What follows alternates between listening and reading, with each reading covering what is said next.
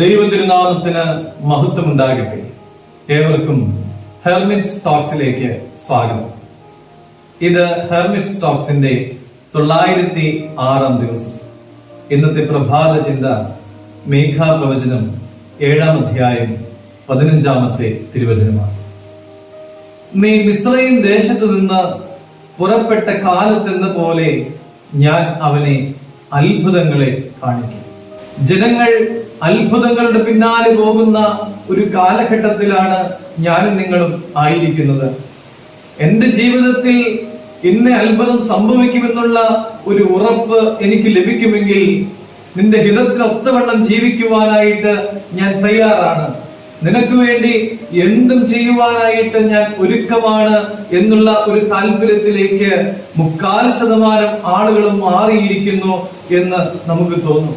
ദൈവത്തിന്റെ സന്നിധിയിൽ കണ്ണുനീരെത്തിയപ്പോൾ മിസ്രയീം ദേശത്ത് നിന്ന് ഇസ്രായേൽ മക്കൾ വിടുവിക്കപ്പെട്ടു.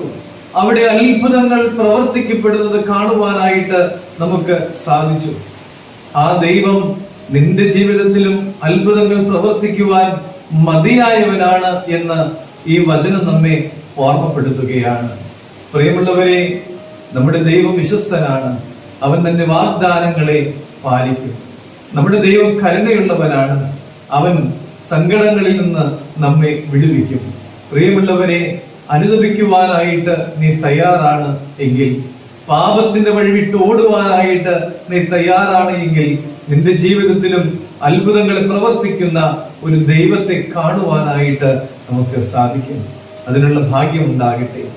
ദൈവം അനുഗ്രഹിക്കട്ടെ.